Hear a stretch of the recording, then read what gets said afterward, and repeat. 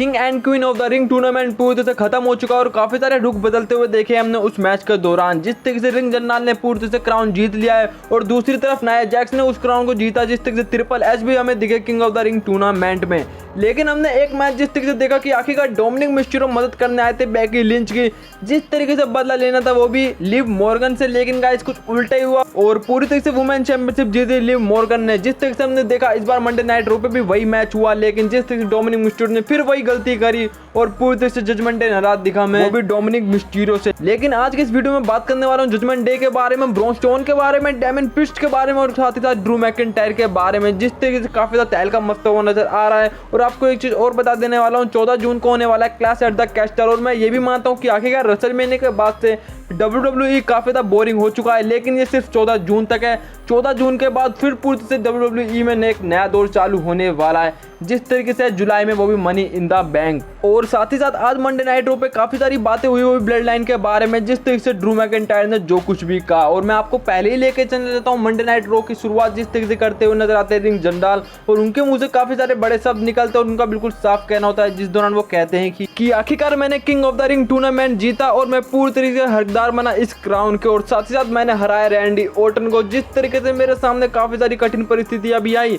लेकिन मैंने उन सबको पार किया और अब मैं जा रहा हूं समर स्लैम में, जिस तरीके से मैं वर्ल्ड हेवीवेट चैंपियनशिप मैच जीतूंगा। और साथ ही साथ मैं बात करना चाहता हूं डेमिन प्रिस्ट के बारे में, वर्ल्ड हेवीवेट चैंपियन के बारे में। हाँ, मैं मानता हूं कि आखिरकार जब से मामी गई है जजमेंट डे के बाहर से, पूरी तरीके से अच्छी बागडोर संभालते हुए नजर आए डेमिन प्रिस्ट। और साथ ही साथ इंटरकॉन्टिनेंटल चैंपियनशिप की चमक जिस तरीके से मैंने बढ़ाई थी, तो मुझे उसी चमक की कमी लग रही है वर्ल्ड हेवीवेट चैंपियनशिप के अंदर। जिस तरीके से king of the ring tournament को भी मैं अलग स्तर पर लेके गया। और गाइस आपको बता देना चाहता हूँ उसी दौरान होती है अच्छी खासी एंट्री, वो भी जजमेंट डे के, जिस दौरान डेमिन प्रिस्ट का बिल्कुल साफ कहना होता है कि आखिरकार गुंतर, मैं मानता हूँ कि आखिरकार वो क्राउन काफी ज्यादा सुंदर लग रहा है, लेकिन मैं तुम्हें बता देना चाहता हूँ कि मुझे ये भी पता है कि समर स्लैम के अंदर तुम्हें वर्ल्ड हेवीवेट चैंपियनशिप जीतने का मौका भी मिलेगा। लेकिन हमने देखा king of the ring tournament में जिस तरीके से तुमने जीत चुराई, वो भी रैंडी ऑर्टन से, क्योंकि असली हकदार तो सिर्फ रैंडी ऑर्टन है, ना ही कि तुम। और मैं बात कर लूँ इस वर्ल्ड हेवीवेट चैंपियनशिप के बारे में, तो मैं बता देना चाहता हूँ कि मैं मानता हूँ कि मैंने money in the bank cash in किया था। जिस तरीके से मनी इन द बैंक मैंने पूरी से जीता था और उसी का मैंने फायदा उठाया रेसलमेनिया के अंदर। और WWE के अंदर ये सारी चीजें इसी तरीके से चलती है, जिस दौरान गुंतर का बिल्कुल साफ कहना होता है कि आखिरकार तुम मानो चाहे ना मानो, पर मैंने king of the ring tournament जीता है। और साथ ही साथ समर स्लैम के अंदर मैं तुम्हें खत्म कर दूं और तुम्हें तुम्हारी असली जगह दिखाऊंगा। जिस तरीके से डेमिन प्रिस्ट का बिल्कुल साफ कहना होता है कि आखिरकार वर्ल्ड हेवीवेट चैंपियन होने के नाते मैं तुम्हें बहुत कुछ सिखा सकता हूँ WWE के अंदर। और गाइस आपको बता देना चाहता हूँ उसी दौरान एंट्री होती है ड्रू मैकिंटायर की,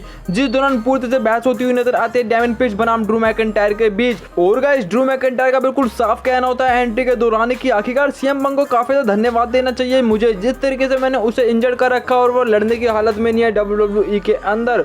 और साथ ही साथ मैं बात कर लूं तुम लोगों के बारे में, तो तुम्हें बता देना चाहता हूं कि मैं 3 हफ्ते से कम में लड़ने वाला हूं, वो भी क्लैश एट द कैस्टल में, वो भी डेमिन प्रिस्ट से। जिस तरीके से WWE रिंग से निकल जाते हैं वो भी गुंतर, और बिल्कुल साफ कहना होता है वो भी डेमिन प्रिस्ट का। और डेमिन प्रिस्ट बोलते हैं कि आखिरकार ड्रू मैकिंटायर में मैं तुम्हें बिल्कुल भी हल्के में नहीं ले रहा। जिस दौरान ड्रू मैकिंटायर बिल्कुल भड़कते हुए नजर आते हैं वो भी डेमिन प्रिस्ट पे। और आखिरकार तुम्हें क्लैश एट द कैस्टल में बिल्कुल बेस्ट देना होगा। और मैं बात कर लूं इन 2 जोकरों के बारे में, तो तुम इन पे पूरी तरह से डिपेंड मत रहना, क्योंकि तुम्हें पता है कि आखिरकार ये काफी सारी चीजें बिगाड़ते हुए नजर आ रहे हैं मंडे नाइट रो पे। और साथ ही साथ जब से तुम्हारी असली नेता मामी गई हैं वो भी WWE से, तो तब से तो पूरे से WWE के अंदर जजमेंट डे हिलता हुआ नजर आ रहा है। और आपको गाइस बता देना चाहता हूँ पूरी तरह से ड्रू मैकिंटायर भड़काते हुए नजर आ रहे थे डेमिन प्रिस्ट को, जिस तरीके से अच्छी खासी दुश्मनी करवाना चाह रहे थे वो भी फिन बैलर और जेडी मैकडोना के बीच। और मैं चाहता हूं कि आखिरकार तुम अपना बेस्ट, वो भी क्लैश एट द कैस्टल में। जिस तरीके से तुमने देखा होगा कि पिछले हफ्ते पूरी तरह से जब रोमन रेंज बना मेरा मैच था, तो पूरी तरीके से सभी फैन ने पूरी तरह से हौसला तोड़ा था, वो भी रोमन रेंज का। जिस तरीके से मेरी धरती पे हम दोनों आपस में लड़ेंगे और मुझे ऐसा महसूस होना चाहिए कि मेरे सामने एक अच्छा खासा सुपरस्टार है, वो भी मेरे से फाइट करने के लिए। और आखिरकार मैं तुमसे तुम्हारी चैंपियनशिप छीनने वाला हूँ। और गाइस उसी दौरान एंट्री होती है ब्रॉन स्ट्रोमन की, जिस तरीके से ड्रू मैकिंटायर तो बाहर निकलते हैं, लेकिन फेस टू फेस आते हुए नजर आते हैं डेमिन प्रिस्ट बनाम ब्रॉन स्ट्रोमन।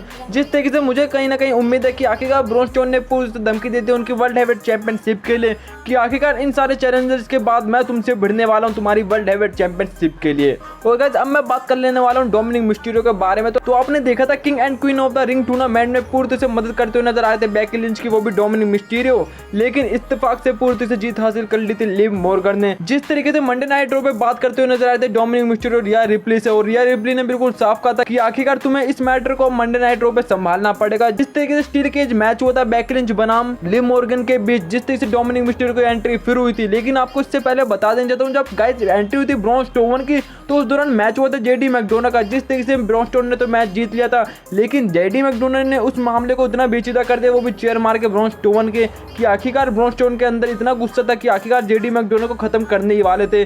जिस तरीके से जेडी मैकडोना भागते हुए फिर रहे थे, वो भी ब्रॉन स्ट्रोमन से। और गाइस वही मैच जब हो रहा था वो भी लिव मॉर्गन का बेकी लिंच का, तो पूरी तरह से जेडी मैकडोना को ढूंढते हुए नजर आए थे वो भी ब्रॉन स्ट्रोमन। तो गाइस उसी दौरान पूरी तरह से जब डोमिनिक मिस्टीरियो मदद करते हुए नजर आ रहे थे वो भी बेकी लिंच की, तो गाइस उसी दौरान पूरी तरीके से लिव मॉर्गन ने फायदा उठाया और जीत हासिल कर ली। जिस तरीके से ब्रॉन स्ट्रोमन खत्म करने ही वाले थे डोमिनिक मिस्टीरियो को, जब कहीं ना कहीं मदद कर रहे थे बेकी लिंच की, तो उसी दौरान पूरी तरह से ब्रॉन स्ट्रोमन देते हैं शोल्डर अटैक डोमिनिक मिस्टीरियो को, जिससे कहीं ना कहीं उसका डैमेज जाता है बेकी लिंच को, और लिव मॉर्गन पूरी तरह से बाहर निकलती हुई आती है उस दौरान, वो भी स्टील केज से। जिस तरीके से मैच जीत जाती है लिव मॉर्गन, मतलब वुमेन चैंपियनशिप फिर से डिफेंड कर चुकी थी वो भी लिव मॉर्गन, वो भी बेकी लिंच के खिलाफ। लेकिन सेथ फ्रीकिंग रोलिंस को इस चीज को देख के काफी ज्यादा पसंद नहीं आया होगा, जिस तरीके से आने वाले मंडे नाइट रो पे में दिख सकते हैं सेथ फ्रीकिंग रोलिंस। तो गाइस आई होप आपको वीडियो पसंद आई होगी, तो कर देना सब्सक्राइब एंड वीडियो को लाइक। अब मिलता हूँ नेक्स्ट वीडियो में, तब तक के लिए टाटा बाय बाय।